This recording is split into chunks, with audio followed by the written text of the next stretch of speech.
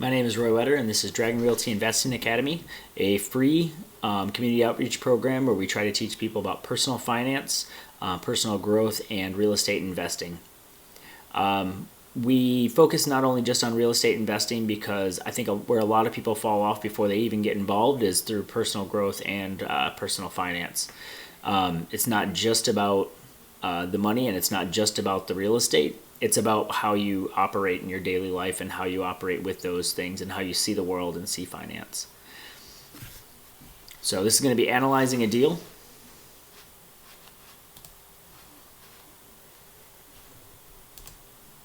Disclaimer, I am not in any way a professional, licensed financial, or investment counselor. I have no teaching degree and I am not a lawyer. Anything you learn here is purely speculative and needs to be further researched, and I recommend you speak with a licensed professional before taking any action on these topics. Don't come after me. What you can expect to learn. A lot of people don't understand that real estate investing is financial, yes, behavioral, and knowledge-based. And that's why not everyone succeeds. So financial, if you could imagine, if you don't have your finances in order and you don't understand how to actually control the money you have coming in currently, it's not really going to get better if you start growing in wealth, and it's not really going to get better if you have more assets and more you have to control. So getting your finances under control is one of the hardest parts of investing in real estate, and so that's primary. Behavioral, because the way you operate in your daily life and the way you work with people and the way you see the world and see finance is going to have a lot to do with investing in real estate. And obviously knowledge base. And that's more than just listening to a couple podcasts and buying a house and reading one book on the subject. That's living a daily life of knowledge building and knowledge stacking. On the agenda for today, overcoming cultural norms and cognitive biases. And then we'll analyze a recent deal. So overcoming cognitive norms and cultural biases. So self-enhancement bias. A common example of self-enhancement is the finding that most people rate themselves above average when asked to rate their abilities and rate others below average. So if you can imagine the fact that most people in general will rate themselves above average in most subjects and rate others below average, it's kind of a crazy thing because it doesn't work out like that. Not everybody can be better at everybody else than everything. We have a common trend to put our knowledge base above what it actually is, and to believe me, know more about things and know more about the world than we actually do. And so that's what self-enhancement bias is. And you'll see how that comes into play here in a minute. Self-enhancement bias. So Charles Darwin wrote in his book, The Descent of Man, ignorance more frequently begets confidence than does knowledge. So pretty much what that means is ignorance more frequently comes with somebody that has confidence before it actually comes with somebody that has knowledge.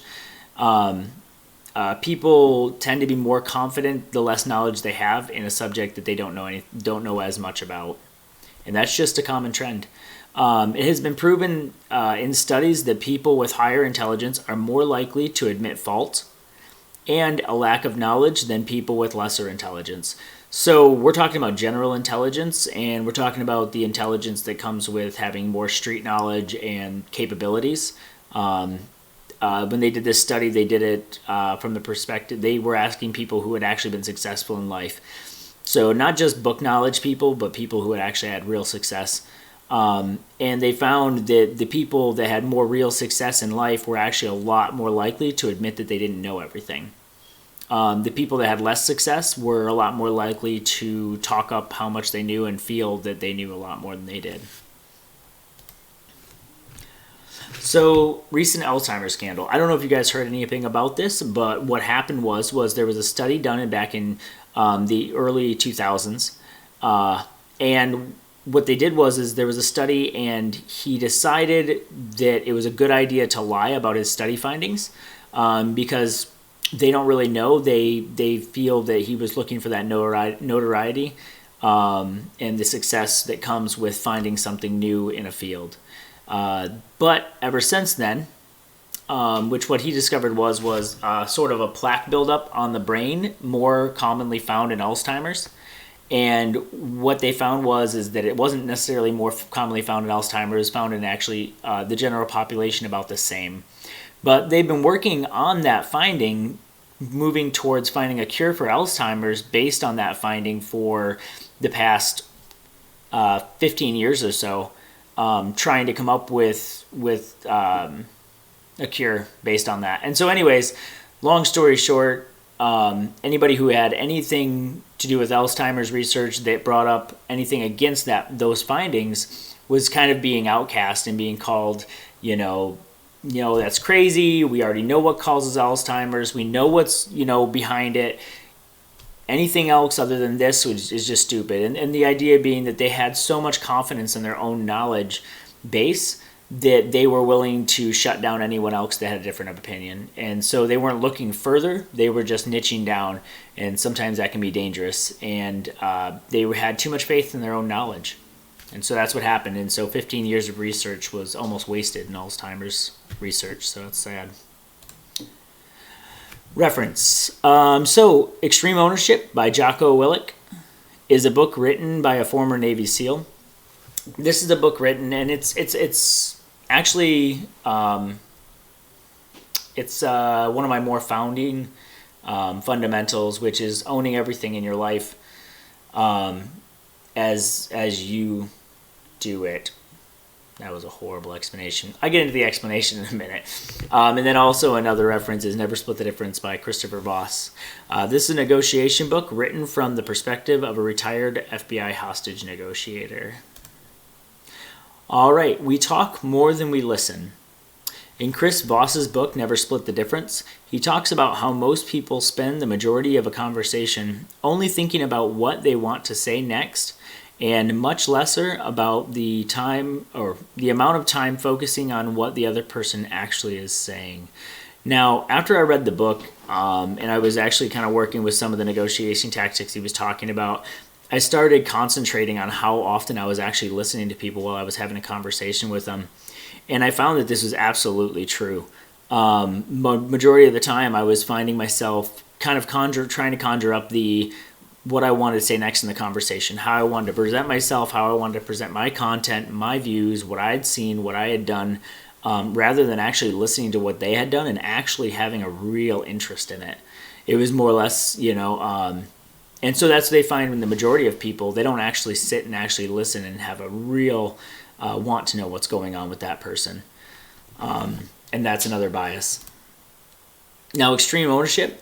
Extreme ownership is owning everything in your life, the act of blaming no one else other than yourself in all aspects, understanding that you are the only one who can control and change your fate. No one is holding you down, getting in your way, messing things up, just you. Most people are great at making excuses for everything, even excuses that they themselves believe. I tell people all the time, if you're not getting the results you want in life, then you're not doing it wrong. Then you're doing it wrong. No excuses. So extreme ownership is saying everything that happens in your life, whether it was your fault or the fault of an outside force, is truly up to you to control. The outside forces are there because you allow them to be there. What happens around you happens because you were there and because you deemed it okay to be wherever you were at that time and what you were doing. And even things that happen to you physically happen because of your choices in life. If you gain weight, that's on you. If a helicopter crashes in your backyard and wipes out half your house, that's on you because you decided to live next to an airport. You know what I mean? So not being able to blame anything else on anyone else and give yourself the shortcut out of a situation or out of a problem is the main idea behind it. How to overcome these issues? So always, so these are cognitive biases and the cultural norms that we were talking about. The blaming everything on everyone else. It wouldn't have happened if so-and-so wouldn't have been there, or if such and such wouldn't have happened. When I bought this property, if they wouldn't have lied to me, then I wouldn't have underestimated the repairs. I would have noticed, different things.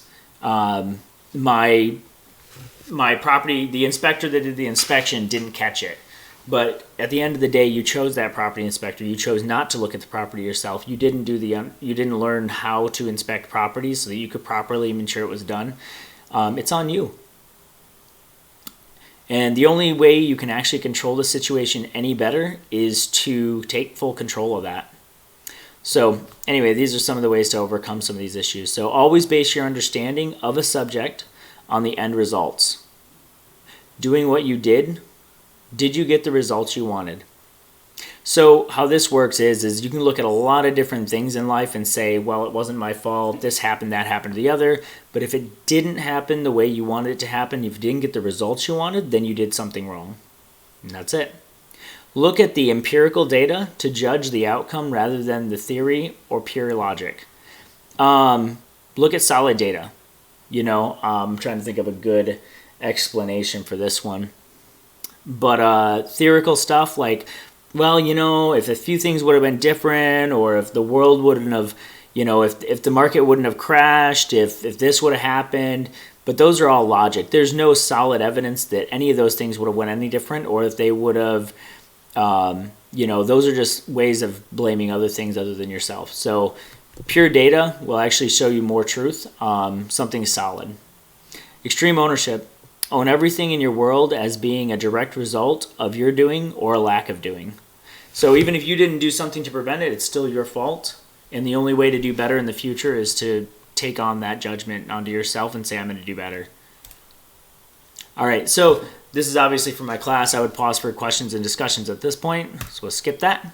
All righty, we're going to get into analyzing a recent deal.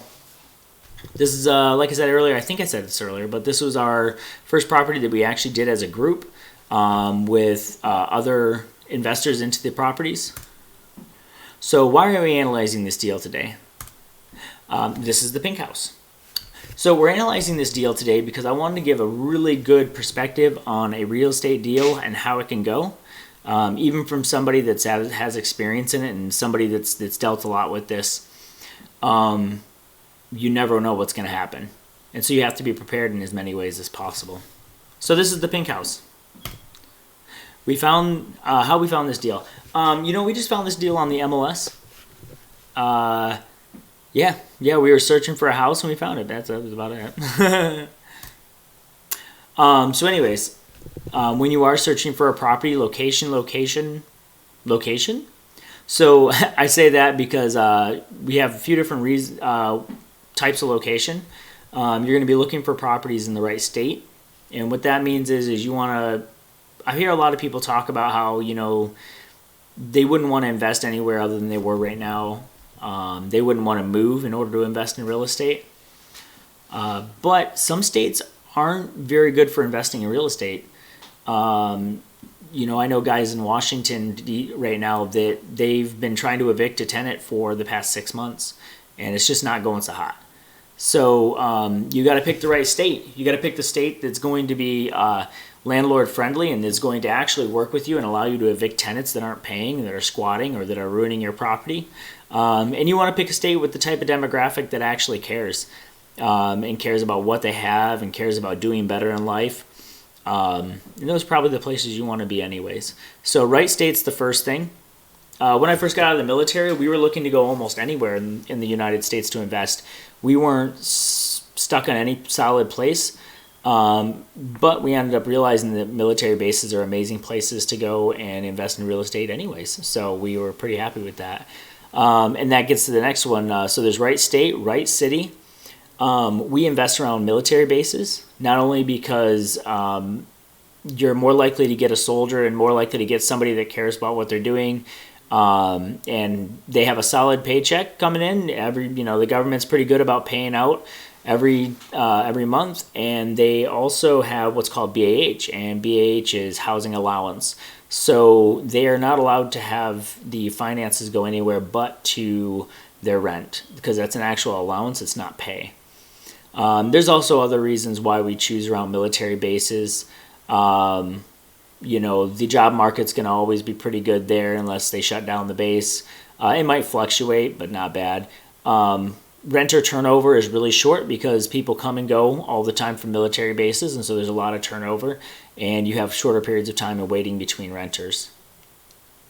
And then also, if the renter is destroying your property or anything like that, or not paying rent, you can go to the chain of command and go to the base, and they'll look into it and actually ensure that the tenants are going to pay the rent, because that's allotted to them purely for housing.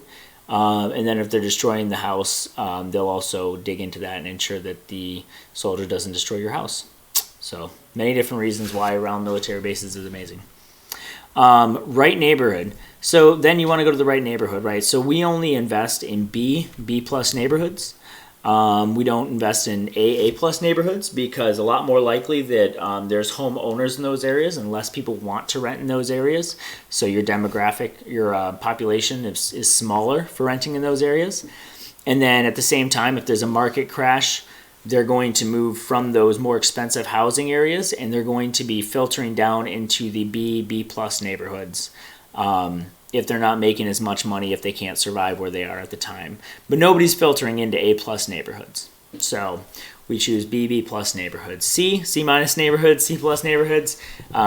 We don't do that because we don't really want to deal with the hassle that comes with that demographic.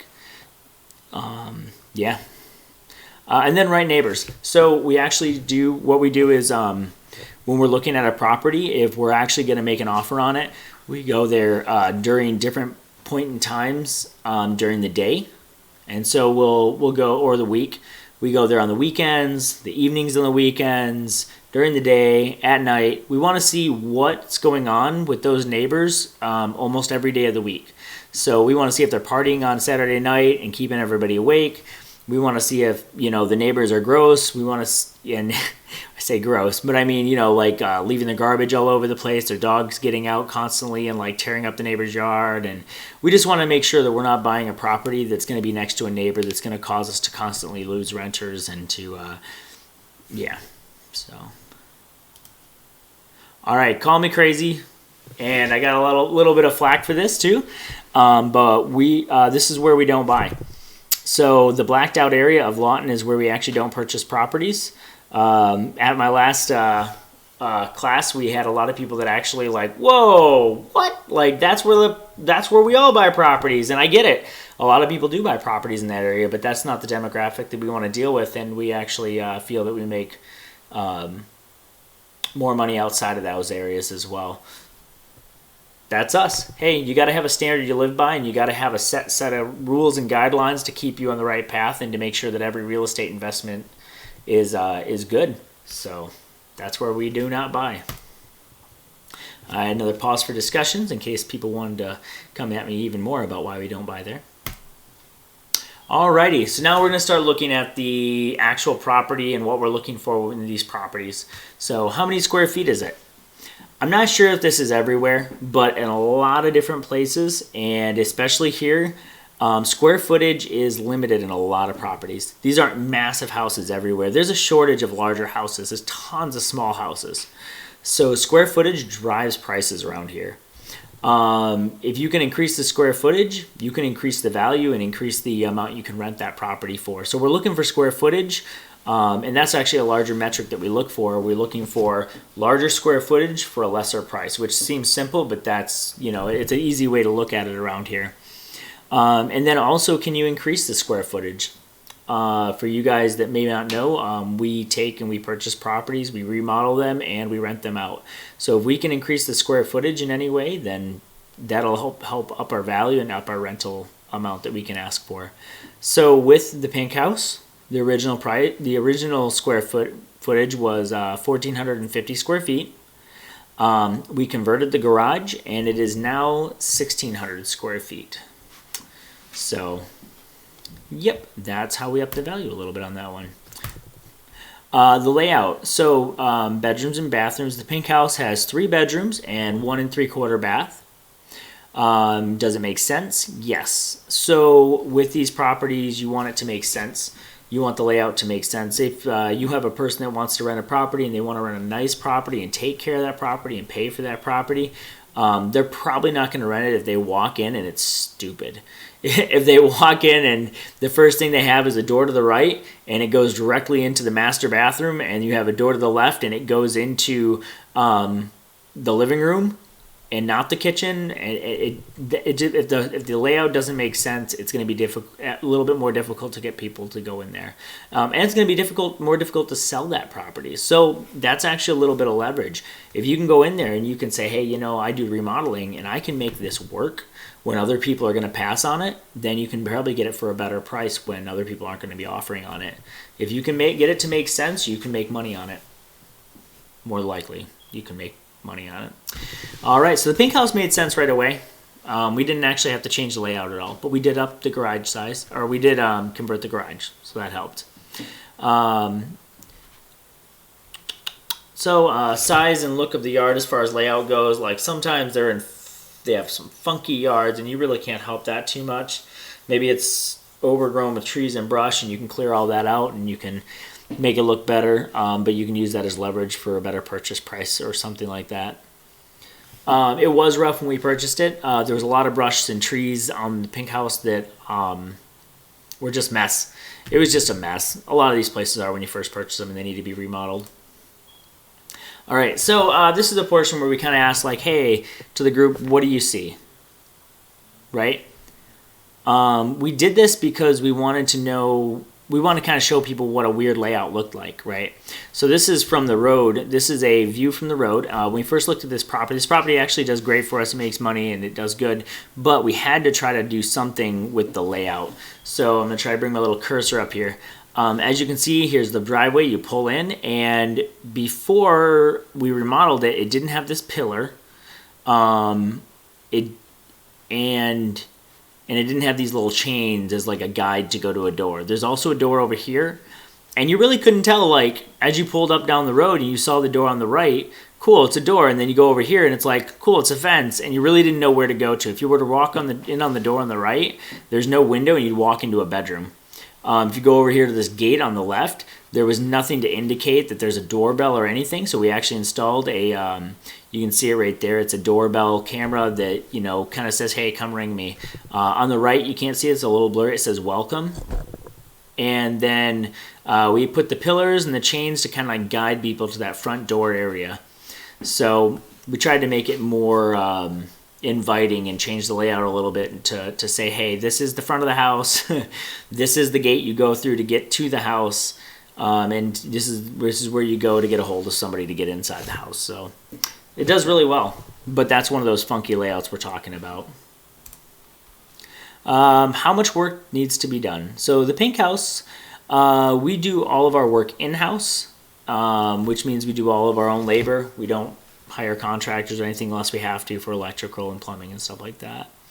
The estimated cost was $14,000 for the materials and $10,000 for the labor, for a total of $24,000 to remodel the property. It ended up taking about $13,000 in labor, and we found that we had to replace 65 feet of sewer line, so that didn't help. That took a little extra. Any thoughts, experience? The price. Can you afford it? So when you're looking at a property, first you got to figure out what you can afford and what you can handle. My thought process on that is always, hey, if I can't get a renter in this for the next few years, which is an insane prospect, but if I can't, can I afford to uphold this property and to hold on to it, or am I going to run into problems? What are your comparisons? So you got to look into your comparisons in the area and ensure you know what the property is going to be worth when you get done and what you can rent it for. But we're not going to go into that. We're just looking over this deal that we had.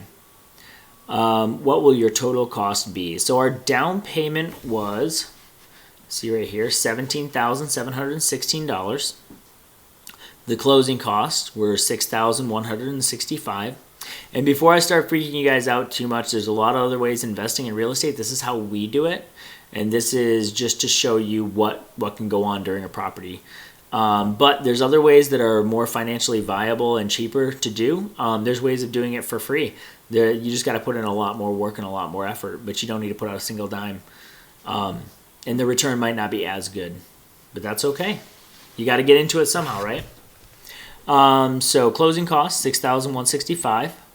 The holding costs, which, there can be a homeowners association fee, but I hate associations, so we don't deal with that. Mortgage, taxes, insurance, utilities for the holding costs. So this is before you're renting it, during your renovation.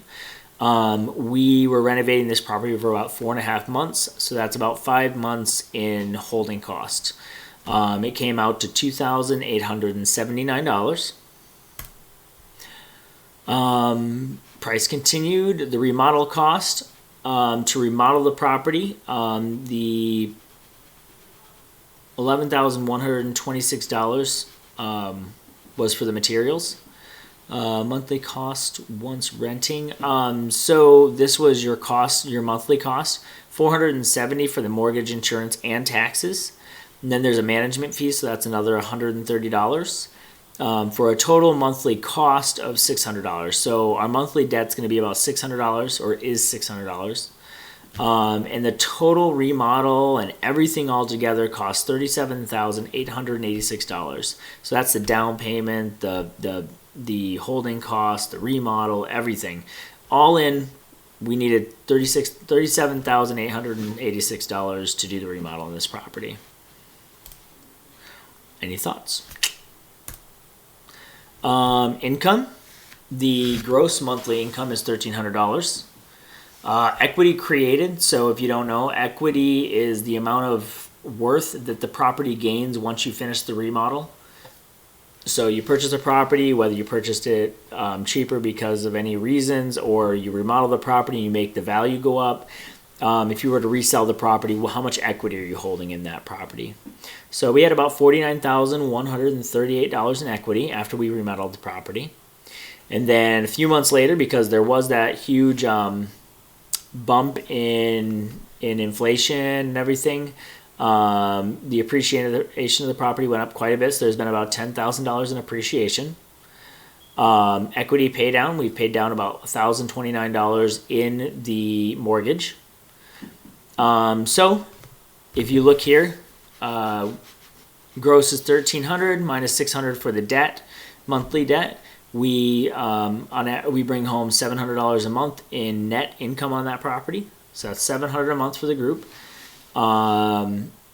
If you bring in all of these factors, we have about $60,000 in equity. If you minus our debt, that means that just in remodeling this property, we made $22,281. So this is the money that's still in the property if we were to try to sell it. This is the amount we put into it. So if we wanted to look at it that way, then we ended up with $22,280 just to remodel the property. Cool. So first year's current net earnings. Net monthly earnings this year. So we've been renting it for about 8 months, $700 a month. That's $5,600 so far. So the year's total earnings, the $5,600 from the monthly rent, net rent, plus the $22,281 after the flip that we hold in the property. This year, after 8 months, we've made about $27,881, right? Awesome, cool. Not bad, in theory. So that's what you're going to see, right? So that's what you're going to see when you run all the numbers. You're going to look at all the numbers, you're going to do all the math, and you're going to see what looks about like this. And it's like, that's amazing. $5,600 a month, fantastic. You know, I flip a property and on top of what I put into it, I already pull out $22,000 in equity. Awesome, right? But there's more to it. There's always things you're not going to see. There's always things you're not going to expect, and you have to be prepared for the unseen. Outliers, right? The things that the things that are out of our control, but we still have to take ownership of. And that's where that extreme ownership comes from. There are things that are out of our control. You can't control where you were born. You can't control what you were born with. You can't control if you're sleeping in the front yard and somebody drives up on your lawn and hits you with a car. But you have to take ownership of those things. And so that's what we're looking at right here. The things that we couldn't control, but we still had to prepare for and take ownership of. Investors fund ran out. So underestimated the remodel, underbid the job. So we had investors funds and we ran out of them. So we had to end up using personal funds to finish the job. We had to put a dishwasher in. That was $457. Mortgage payments for 2 months. That's another, almost $1,000. Then there was the electric bill, 3 gas bills. And we ended up having a total of $1,685 in debt on this property before we even started renting it. So we're going to go through the month to month for 8 months and see what all happened during this time period and how we dealt with it. So for the first month, the rent came in. The reserve account took $250. That, if you don't know, that's the account the management company takes and puts $250 in for any small incidentals. That way, if it's under $300, they don't have to let us know. They can just go and unclog the drain, or they can just go and fix the window. So small things. Then there was the management fee for $79 and the mortgage and taxes. So all together, we ended up with a nifty negative $10 for our first month's rent. The second month, $1,300. Oh, I didn't mention that earlier. So the first month's rent, we do half month or half rents for first month in order to help people with that a little bit with their down payments and everything, because they have to come up with a $1,300 down payment as well as $1,300 for the rent the first month, which is a lot to come up with. So we do half first month's rent for the first month, but I forgot to take half rent off on the rest of these slides, so you'll keep seeing that. But this is the full rent. So $1,300 a month minus the management fee minus the taxes and insurance, $700 net cash flow. Boom, in the bank, right? Second month, so $1,300. There was a clogged sewer line, that's $85. There was a clogged sewer line, that's $140. There was another clogged sewer line, that's another $100.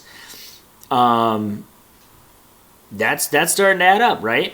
So there was the management fee, that's $130, and then the mortgage taxes and all that, that's $375. And so we ended up with $375 net profit that month from that property. Still net profit, cool. We had to use contractors for these things because we didn't have enough manpower to send people over there at the time to do those remodels. So that would have saved us some, but we had to use contractors. You gotta do what you gotta do. Month 4. Rent's $1,300. Another clogged sewer. We ended up having to put in a drain cistern because there was too much water buildup on the left side of the garage, and we were having water coming in through like the wall. So we had to get rid of that water, so we had to put in a cistern that drained it out to the street. And so boom, there we go. Drain cistern installed. We also did a sewer line inspection. And so that was $662. So that sucked. We did a lot of that in-house, so we didn't have to pay as much as normally you would pay. But anyways, we ended up having to replace a 10x10 room because of that flooding that happened in the garage due to the water backup.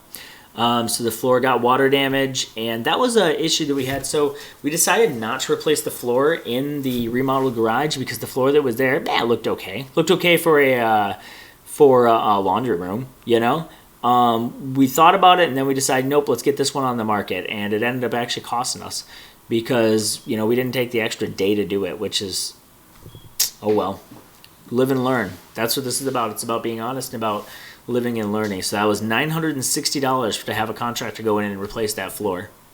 We did it in tile, which will be waterproof in the future, so cool. And then we had a roof and a ceiling repair. So the roof was leaking in a certain area, which we didn't notice until now. And that repair was $615, and we did that in-house, so we were able to save some money on that. We had to repair the roof, and then we had to go in and repair the ceiling where it had been leaking. So we, month 4, we have a total of $1,622 in the negative. So we're already losing money. The property owes $1,600 to personal loan that it has to pay off in order to actually be making profit. And it hasn't done that yet. There's $1,200 in the negative for issues that we've had the first 4 months. See how it keeps going. As you can see, this is the good, bad, and ugly truth about real estate investing, right? You have to be ready for the incidentals.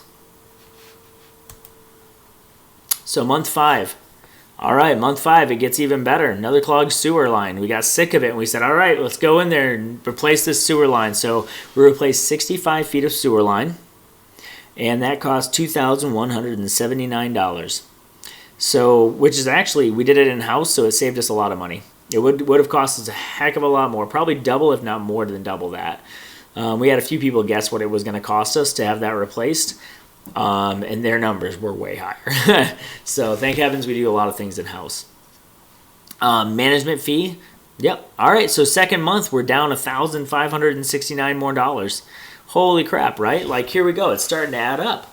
That's $1,600 for what it owes us. That's $1,200 more dollars that it now is negative. And here we go. Here's another $1,500 that it's negative. So 12, 15, that's 27, and then 38 something. Yeah, it's adding up.